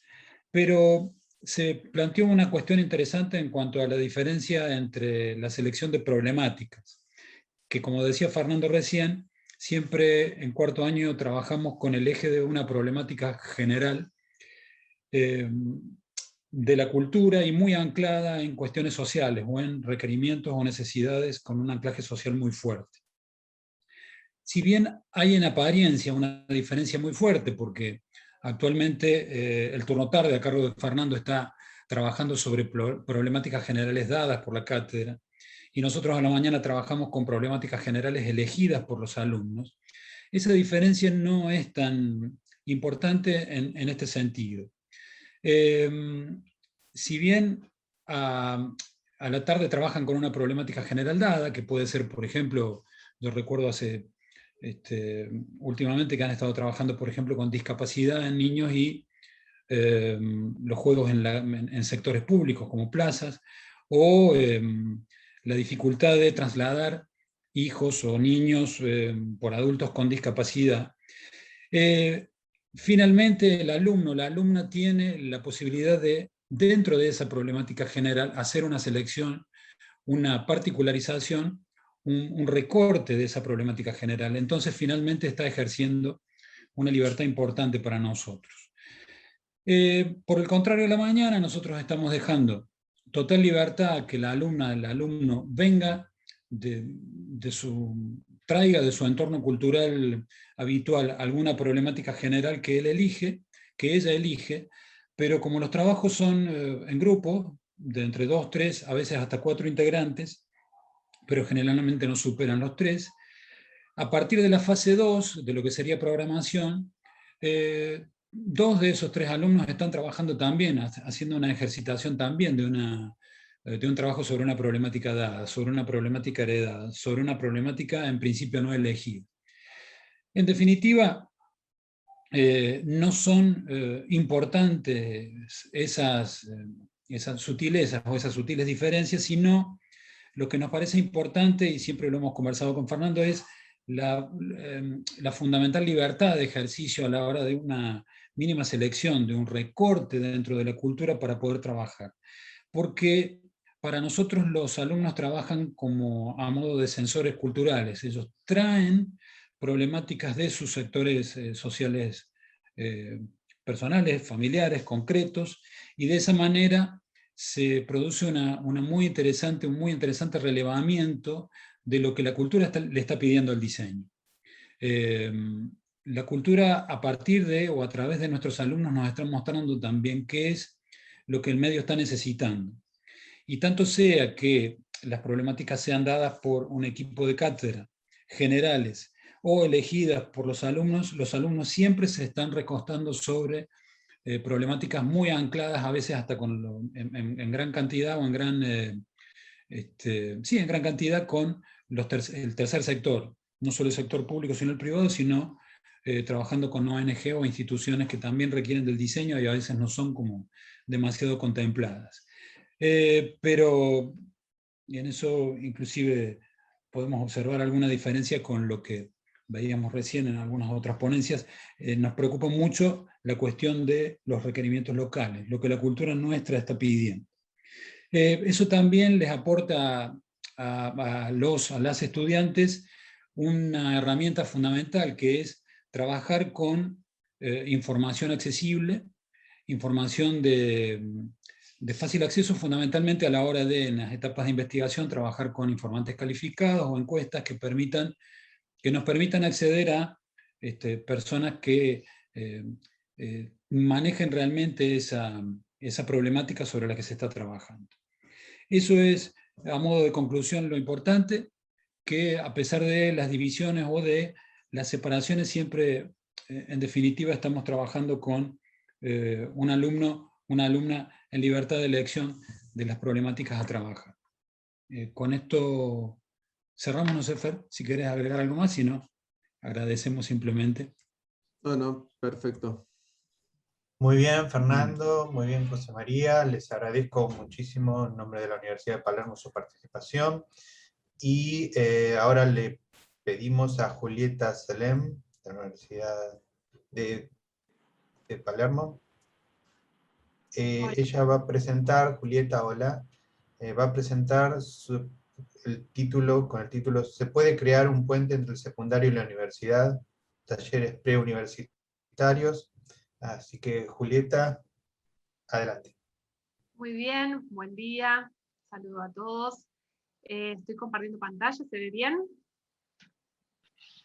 Sí, Julieta, se ve bien. Bueno, perfecto, entonces me presento, soy Julieta Selem, soy diseñadora gráfica, docente de la casa hace muchos años, y desde mi rol como docente de diseño gráfico, lo que quiero compartirles es mi experiencia para otras instituciones, para directivos, para profesores, para personal de orientación vocacional que puede estar también en la sala, de nivel medio, sobre mi participación en el programa de Colegios DC de la Universidad de Palermo, porque considero que es una actividad que puede ser muy interesante para estudiantes de los últimos años de los colegios secundarios. Así que lo que quiero es compartirles toda esta experiencia, este recorrido que hice estos últimos años al respecto. Para que los estudiantes de los últimos años del colegio tengan herramientas para decidir qué carrera seguir, los enriquece mucho tener contacto con un profesional del área de su interés para poder hacerles todas las consultas que quieran y para aclararles diferencias entre carreras afines, que muchas veces se corrobora que hay como una confusión, ¿no? Cuando este contacto se da, los estudiantes se muestran interesados, aprovechan para resolver sus dudas y consultas sobre todo lo que respecta a la profesión, y es recurrente que los chicos piensan que saben de qué se trata una carrera, pero en realidad están más basados en suposiciones que en afirmaciones. Entonces, cuando en la charla inicial indago un poco sobre sus saberes previos, se evidencia cuánto los enriquece poder preguntar, poder repreguntarse, poder completar lo que saben de primera mano, ¿no? Preguntando directamente a una persona que ya estudió y que principalmente trabaja hace muchos años en el sector, lo cual para ellos es una enorme posibilidad de desarmar mitos y reaprender desde sus propios interrogantes y estimulando a que su interés se pueda canalizar. Entonces, desde el colegio secundario y desde el ámbito universitario, hay mucho para hacer, para allanarles el camino hacia esta elección de su carrera. Y tenemos una herramienta que es concreta, que son estos talleres, también llamados seminarios preuniversitarios, que a mi entender hay muchas razones para sostener que es enriquecedor para los chicos participar de estos talleres. Para entender por qué digo esto, voy a explicarles un poco de qué se trata, ¿no? La propuesta de estos seminarios en los cuales participo activamente. Como docente de la Universidad de Palermo, formo parte del equipo de profesores que trabajamos en el programa Colegios DC.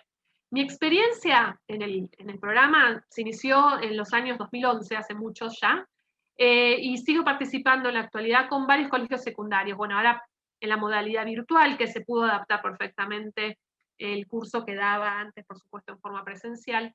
El seminario es de diseño, les dije que yo soy diseñadora gráfica, y está compuesto por talleres de diferentes áreas del diseño, haciendo de esto un seminario integral que abarca las distintas vertientes del área.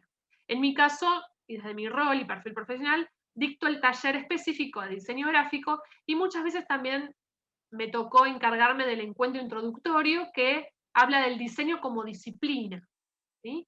En la que preparo un contenido que sirva como presentación más general del diseño y busco buenos ejemplos con imágenes de diferentes tipologías de piezas y trabajos de diseño, imágenes concretas para ejemplificar con casos reales y bien diversos. Esto sirve mucho para que ellos lo vean en forma concreta y tangible.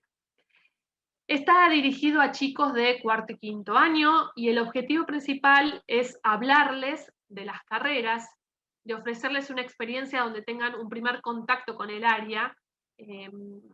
Se busca principalmente que los que estén interesados en estas carreras puedan evacuar dudas y también despertar curiosidad en chicos que tal vez no tenían como una alternativa, básicamente por desconocerlas. Entonces, escuchando a los estudiantes de estos últimos años, de los diferentes talleres que dicté en colegios secundarios a lo largo de todos estos años, recolecté pensamientos y preocupaciones que se transmitieron de parte de los chicos, muchos centrados en la salida laboral, en cómo pueden poner en práctica el quehacer profesional, datos que fueron muy importantes y que trabajamos desde la Universidad de Palermo en conjunto con los colegios para poder entenderlos y ayudarlos en esta etapa, ¿no?, en la que están.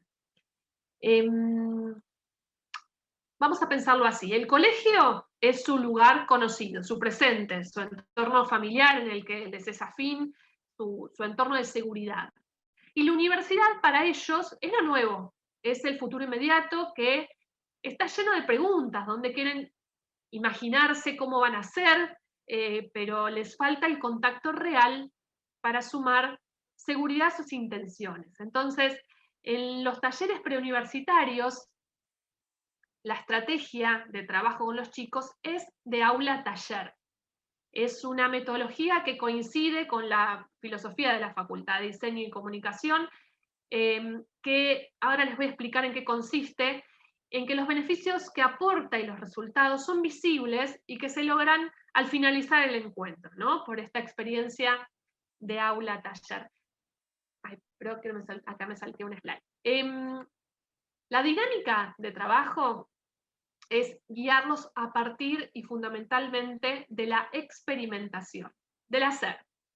Desde el análisis en común y partiendo de sus saberes y reflexiones, atravesamos temas absolutamente nuevos para ellos y es mucho más valioso para el estudiante incorporar nuevos saberes desde el ejercicio, donde su rol sea activo, que participe y así se involucre en resolver el problema planteado como consigna. Y como contraste de esto, hay otras metodologías donde el docente es dueño de la verdad, ¿no?, y se limita a exponer los temas a trabajar y donde el rol del alumno es solo escuchar y tomar apuntes.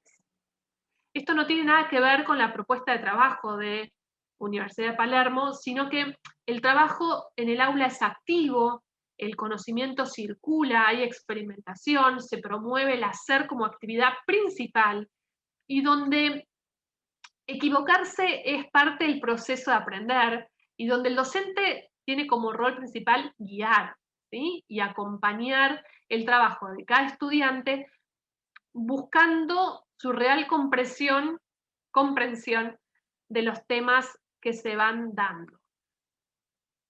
La idea entonces de estos talleres preuniversitarios es ayudar a los jóvenes a transitar esta instancia de decisiones tan importantes para sus vidas, donde están eligiendo y construyendo quién quieren ser, ¿no?, a partir de qué quieren hacer.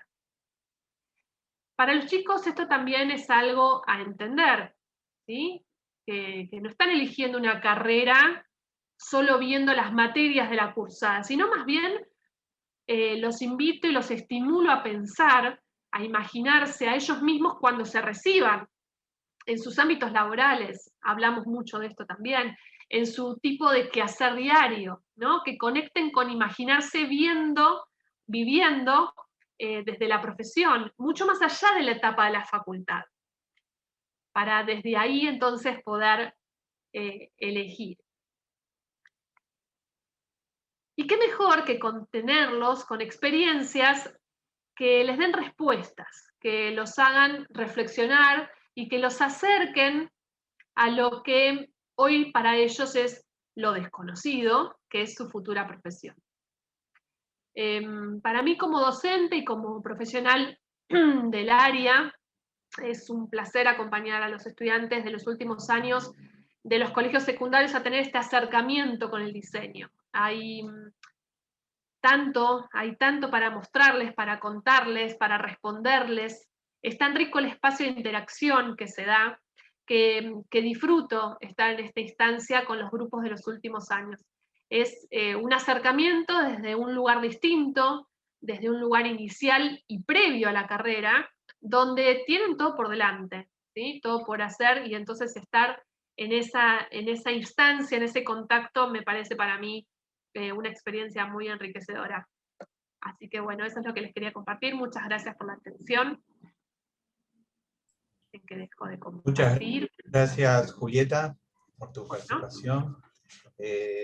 Bueno, ahora convoco a Eduardo Souza, del Instituto Federal de Pernambuco, Brasil. Si estás conectado, Eduardo. Ah, perfecto, muy bien. Entonces, te damos la palabra. Adelante. Buen día. Antes de todo, me gustaría disculparme por no compartir em espanhol a experiência. Então, eu vou falar em português pausadamente, tá? De novo, peço desculpas, mas acho que vai ficar melhor para a gente se entender, tá? Eu vou compartilhar aqui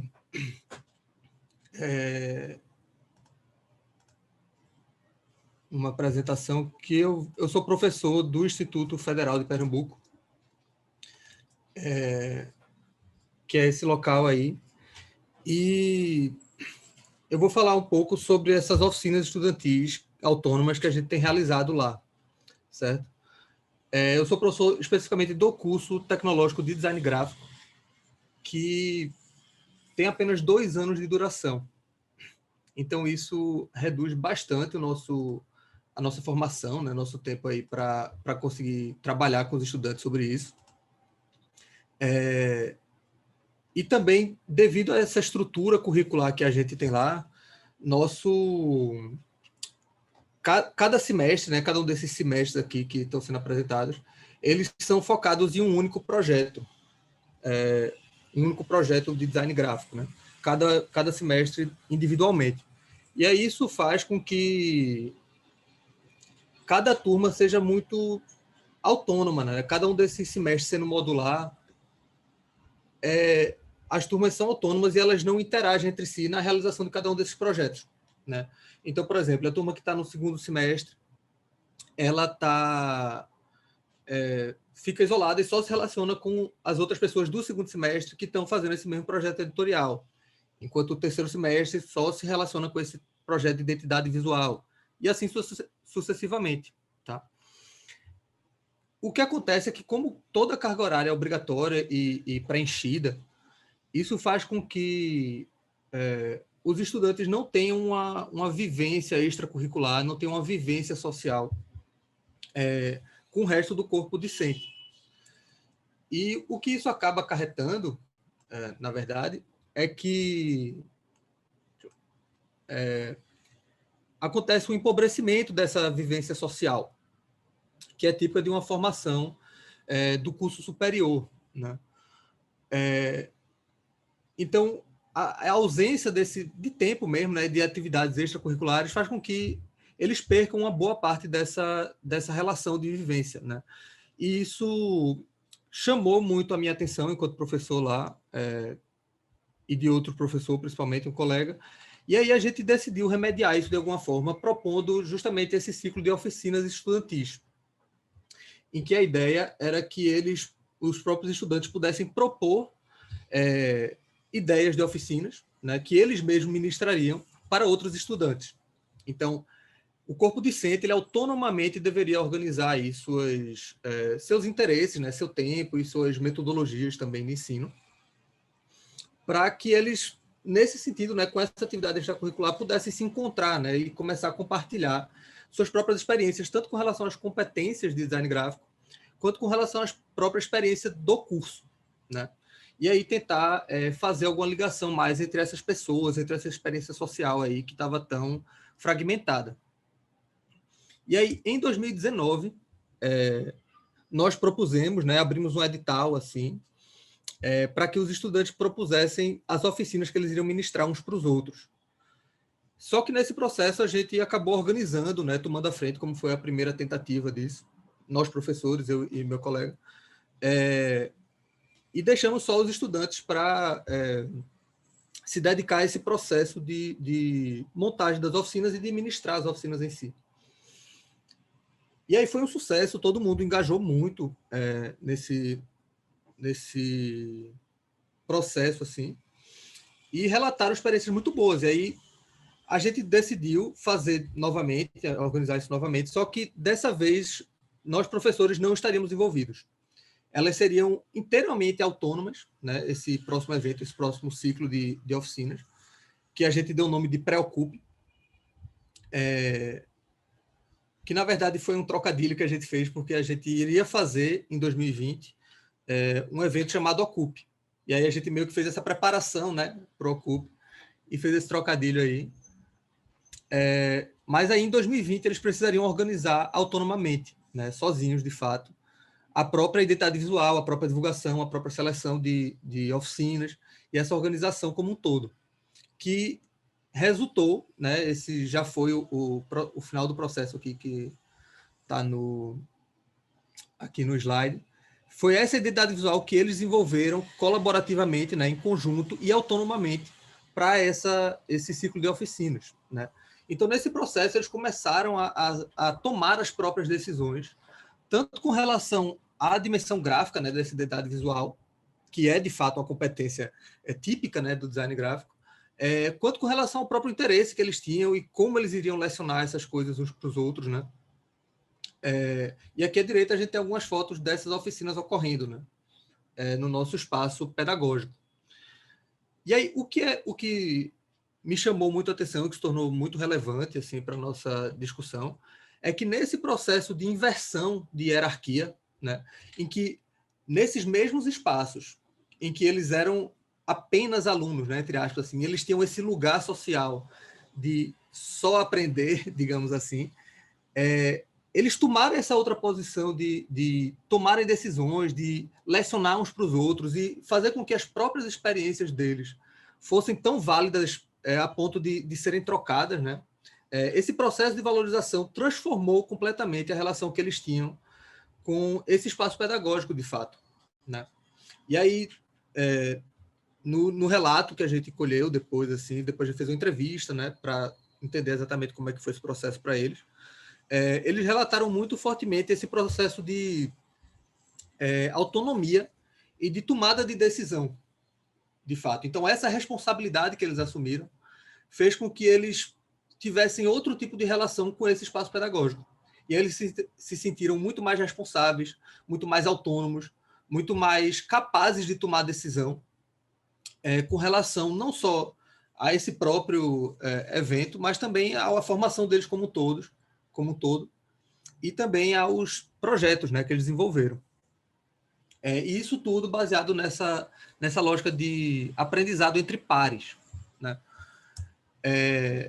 E aí aconteceu tanto essa inversão assim que alguns dos professores, inclusive, se tornaram alunos dos alunos, certo? Então, essa virada, né, essa transformação aí do espaço pedagógico em ter um outro caráter, em ter uma outra dimensão, foi fundamental para a gente compreender como o espaço pedagógico ele pode ser transformado por essa inversão, né? Depois, pensando, né, e elaborando sobre essa experiência, a gente chegou a constatar uma semelhança muito forte ao que é defendido pela pedagogia crítica, né? E aí, principalmente, conforme aí Paulo Freire, né, que é o grande educador brasileiro, de importância inegável no mundo todo, mas também de desdobramentos, né, que foram feitos da pedagogia crítica por teóricas, né, como Bell Hooks, que hoje também tem sido bastante discutida, né, principalmente nesses outros atravessamentos aí de raça, gênero e classe que perpassam a sala de aula, né, e a pedagogia como um todo. E aí a gente começou a pensar esse processo de desenvolvimento de oficinas autônomas como um instrumento de pedagogia crítica, porque justamente fazia com que eles se emancipassem dessa condição de aluno passivo, né, que geralmente o sistema educacional é muito inclinado a condicionar nesse sentido, assim, e passassem a, de fato, tomar essas decisões, né? E a gente viu muito claramente como isso acarretou uma transformação forte nessa relação e cumpriu aquele objetivo inicial de fazer com que eles, de fato, se relacionassem, né? Com que eles pudessem se encontrar nesse espaço, né? Então, a gente quebrou aquela estrutura modular, separada, enquanto essas oficinas estavam ocorrendo. Isso em 2020, tá? Antes ainda da pandemia. E aí, todo o processo, né, de se acostumar com o ensino remoto e tal, a gente pausou o projeto por um tempo, mas agora, em 2021, conversamos, né, a equipe organizadora convidou mais pessoas, inclusive integraram uma equipe maior, e o pessoal decidiu, de fato, organizar um Preocupe remoto, que aconteceu em maio desse ano, e que também foi muito produtivo, foi muito enriquecedor.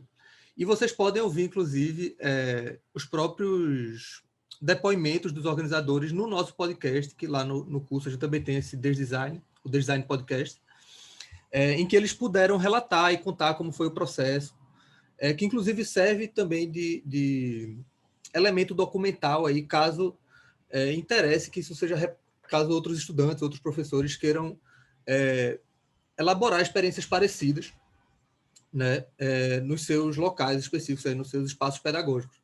E eu recomendo muito aí, a gente tá disponível em todas as plataformas e tem também o perfil aqui no Instagram do nosso podcast que vocês podem acompanhar. Obrigado, pessoal, acho que é isso. E agradeço muito e me sinto muito honrado de estar no meio de tantos trabalhos muito produtivos e enriquecedores.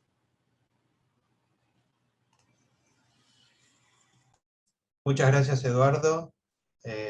Ahora le pedimos a Gabriela Edith Vilanova y Jorge Rubén Varas, de la Universidad Nacional de la Patagonia Austral de Argentina, que se preparen.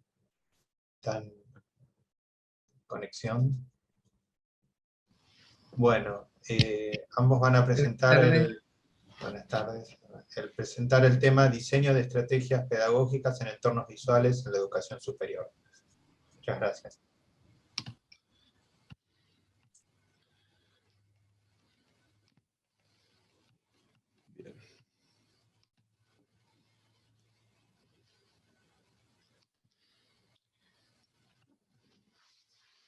Bueno, yo soy Gabriela Vilanova de la Universidad Nacional de la Patagonia Austral, junto con Jorge Varas. Presentaremos esta experiencia sobre diseño de estrategias pedagógicas en entornos virtuales de educación superior, donde nos explayamos en dos experiencias particulares sobre diseño y modelado de software en el área de ingeniería de sistemas y ergonomía y prevención de riesgos, diseño de puestos de trabajo de la carrera de higiene y seguridad en el trabajo.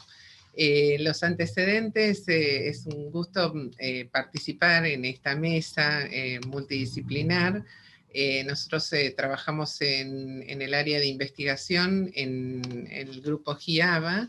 Es un grupo multidisciplinar donde han participado integrantes del área de educación y enseñanza de idiomas, en matemática. Nosotros lo que tenemos en particular es el trabajo desde el año 2004 de un modelo pedagógico basado en Moodle que implementa como estrategia institucional la UNPA. Es decir, que las cuestiones de pandemia que se nos presentaron fueron con algunos cambios, pero en realidad tenemos antecedentes previos porque UNPA tiene sedes y unidades académicas. Nosotros estamos en Comodoro Rivadavia, pero tenemos la sede en Caleta Olivia, en otras en San Julián, Río Turbio, y el rectorado en Río Gallegos. Pero, como mencionaba, desde el año 2004 se implementan asignaturas, posgrados totalmente virtuales y carreras en algunas modalidades blended learning, que bueno, el año pasado se implementó todo en forma virtual. Las estrategias que se plantean son en base a actividades grupales, individuales, en forma síncrona y asíncrona, con propuestas de, en mi caso, en diseño de software y arquitectura de software, que es una asignatura de cuarto año de segundo y cuarto año de la carrera de Ingeniería en Sistemas. Se trabaja en metodologías ágiles, con proyectos en forma grupal, basados en problemas reales de la zona, del área de petróleo, del área de pesca, o sea, alternativas o problemas que eligen los alumnos. El trabajo tiene que ver con el desarrollo de competencias digitales, y también promoviendo el pensamiento lateral, el desarrollo de la abstracción para resolver problemas de la realidad. Estos modelos pedagógicos tienen que ver con cuestiones de modelos que permiten la comunicación, la interacción y estrategias de trabajo colaborativo online. Estas son algunas de las teorías que se plantean. Y como mencionaba, para la aplicación de estas teorías, se plantearon trabajos prácticos y desarrollos de actividades para los exámenes finales, complementando estrategias, como pueden notar aquí, con desarrollo de videoconferencias, mesas de debate online para las evaluaciones, con autoevaluación, heteroevaluación, de modo que las participaciones se desarrollaron durante cursada y luego en final mediante el entorno y la integración con distintas plataformas. Sí, lo interesante, como decía Gabriela, nosotros si bien estábamos implementando en el 2004 este proceso modelo pedagógico, un bimodal, dentro de la pandemia surgieron otros desafíos también a plantear, como el uso de las tecnologías, en los nuevos escenarios, los temas que eso implicaba también en los alumnos, a veces de falta de conectividad, de poder acceder a la misma tecnología, y siempre con el objetivo, más en nuestra región, de resolver problemas para la sociedad en distintos tipos de áreas. En el área nuestra de sistemas que marcaba Gabriela, o en el área en la que pertenezco yo, que es higiene y seguridad en el trabajo. Siempre con un objetivo del desarrollo de las competencias tanto de docentes como de estudiantes. Entonces allí nos valemos de teorías que tienen que ver con las comunidades de práctica, comunidades virtuales de práctica, donde por allí Wenger nos guía en el tema de la resolución de los conjuntos de problemas, profundizando los conocimientos y las experiencias a través de interacción y, como decía, generar comunidades. Para ello nosotros planteamos nuevos roles en estos procesos de enseñanza-aprendizaje que están basados en el tema de la e-tutoría, ¿no? Como una pieza fundamental en el tema de el desarrollo de las competencias comunicativas, desarrollo de las competencias tecnológicas, siempre con el fin de que esos procesos generen nuevos modelos para que nuestros alumnos, luego cuando salgan al marco profesional, puedan trasladar esto a sus trabajos. Y basándonos en Gloria Marciales Vivas, que es una integrante de nuestro equipo de la Universidad Javeriana de Colombia, el tema de la formación y la apropiación de los conocimientos, siguiendo distintos pasos como el comprender, relacionar, elaborar los contenidos. Eso enriquece, integra y produce nuevos conocimientos, ¿no? En el caso de mi aplicación, o de las aplicaciones que hago yo en ergonomía, diseños de puestos de trabajo, el seminario de elaboración de tesis final, los alumnos, a través de estas metodologías que explicaba Gabriela, pudimos generar nuevos diseños de puestos de trabajo, tanto en ingeniería como en las pymes locales, más aún teniendo en cuenta el tema de ahora de pandemia, el tema de rediseñar los puestos de trabajo con el tema de distancia y distanciamiento. Hubo trabajos que los alumnos pudieron acceder en este caso, al Hospital Zonal de Caleta Olivia, para poder ver los rediseños del puesto de trabajo en temas laborales y también incluyendo un factor muy importante que eran los factores psicosociales del personal afectado a salud. Y todo esto también lleva a pensarnos y comenzamos a generar proyectos nuevos o sea, como conclusión de que esta pandemia lleva a que las organizaciones laborales van a generar nuevos escenarios laborales, y en ellos se incluye la transformación digital, comenzar a generar algunas ideas, tanto en áreas de simulación, telemedicina, realidad aumentada, que puedan explorar los alumnos en un futuro. Bueno, como conclusiones podemos mencionar lo que en los años anteriores se vinieron dando, pero fue importante tener en cuenta estos aspectos metodológicos en las propuestas pedagógicas que nos planteó la virtualidad y el trabajo totalmente online desde la pandemia y y por supuesto todas las reformas que se plantean a nivel metodológico, principalmente en la evaluación, en la acreditación, y bueno, las cuestiones que se nos presentaron en cuanto a retención, a democratización de educación, y esta posibilidad de transferencia y vinculación con proyectos como por ejemplo de curricularización de la extensión, que nos permite articular las cuestiones de formación, de extensión y de investigación en la universidad y el aporte para solución de problemas de la sociedad. Muy bien, les agradecemos la atención y ahí están nuestros mails para cualquier consulta.